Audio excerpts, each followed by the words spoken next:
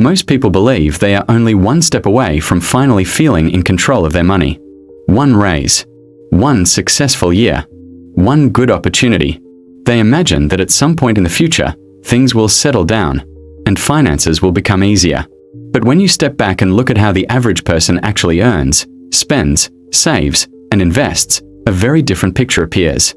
The truth is, financial struggle is rarely caused by one big mistake. Instead, it is the result of small decisions repeated over and over again, decisions that feel normal in the moment but quietly shape an entire lifetime. Let's start with income, because that's where most people think the story begins. Many people assume that earning more money automatically solves financial problems. But data consistently shows that income alone doesn't determine financial stability. In fact, millions of people who earn decent salaries still live paycheck to paycheck. Why? Because as income increases, spending tends to rise right alongside it. This is called lifestyle expansion, and it happens so gradually that most people never notice it. A slightly better apartment, a slightly newer car, more convenience, more subscriptions, more eating out, more "I deserve this." None of these feel like major financial decisions, but together, they create a system where expenses grow just fast enough to consume nearly everything earned. So even as people make more money, they don't feel wealthier. They just feel busier, more obligated, and more financially stretched. Now here's where the pattern becomes even more important. Saving is often treated as an afterthought. Many people say they'll save whatever is left at the end of the month. But at the end of the month, there's usually nothing left. Not because of irresponsibility, but because spending always finds a way to match income unless something actively stops it. And when saving isn't automatic, it becomes optional. When it's optional, it becomes inconsistent. And when it's inconsistent, it becomes ineffective. This leads to one of the most surprising financial realities. A large number of adults have very little set aside for emergencies. Not because they don't care, not because they don't try, but because the system they're using was never designed to prioritize saving in the first place. So when an unexpected expense appears, a medical bill, a repair, a sudden obligation, many people don't reach for savings.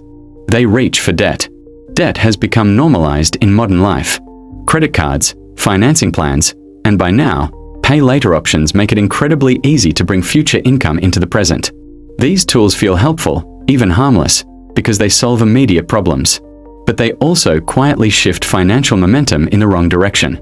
Instead of your past work supporting your future work begins paying for your past decisions. Interest compounds against you instead of for you. And compounding is one of the most powerful forces in personal finance, whether it is helping you or hurting you. Most people understand compounding when it comes to investing, but fewer recognize how strongly it applies to behavior. If you invest small amounts consistently over many years, growth accelerates. If you carry small amounts of debt consistently over many years, pressure accelerates. Both outcomes are driven by the same principle. Time magnifies whatever direction you're already moving. Now let's talk about investing, because this is where the gap between intention and action becomes the widest. Many people delay investing because they think they need to feel ready first. They want more knowledge, more confidence, more income, a better moment. But investing doesn't reward perfection. It rewards time. Waiting 5 or 10 years to begin can reduce long-term outcomes dramatically, not because of how much you invest, but because you lost years of compounding that can never be replaced. Time is the one resource in finance that cannot be earned back. And yet, it's often traded away for comfort, hesitation, or the belief that starting later won't matter. Another misconception people have is about what wealth actually looks like. Many assume wealth is built through big, dramatic wins, launching a successful business, making a brilliant investment, or earning an unusually high salary. But for most financially secure individuals, wealth wasn't built dramatically. It was built quietly, through consistent saving, through controlled spending, through long-term investing, through decisions that felt small at the time but became powerful over decades.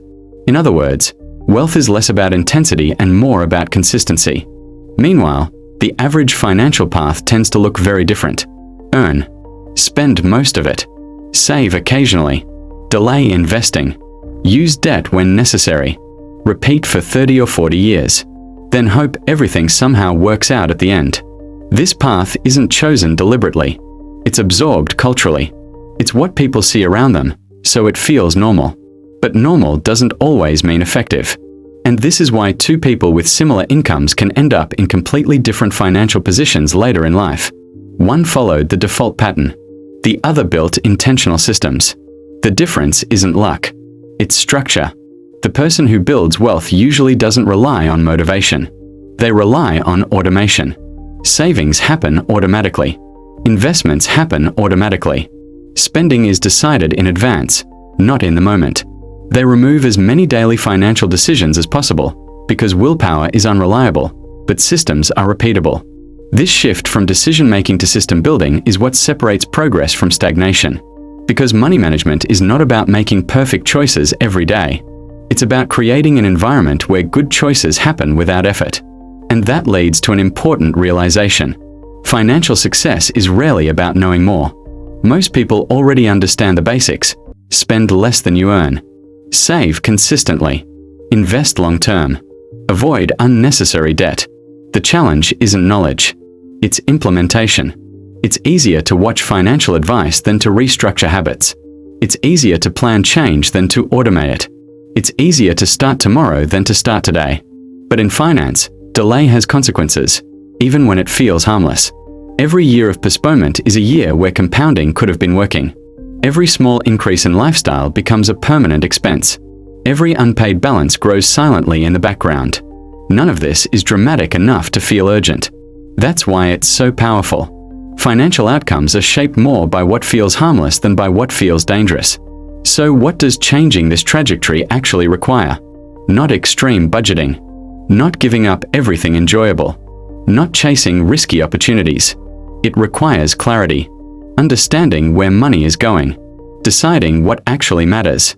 Building automatic behaviors that align with long-term goals instead of short-term impulses. It means saving before you feel ready. Investing before you feel confident. And resisting the assumption that more income will fix what habits haven't. Because income can improve your situation. But only behavior can transform it. The encouraging part of this story is that small changes, applied consistently, can completely alter financial direction. You don't need a perfect plan. You need a repeatable one. A modest amount saved every month. A long-term investment strategy left untouched. A conscious effort to prevent lifestyle from expanding endlessly. Over time, these actions begin to compound in ways that are almost invisible at first, and then unmistakable later. And that's the part most people miss. Financial transformation is slow, until it isn't.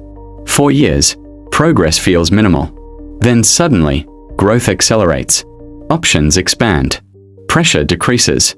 Freedom becomes tangible. Not because of one big moment, but because of hundreds of small ones stacked together.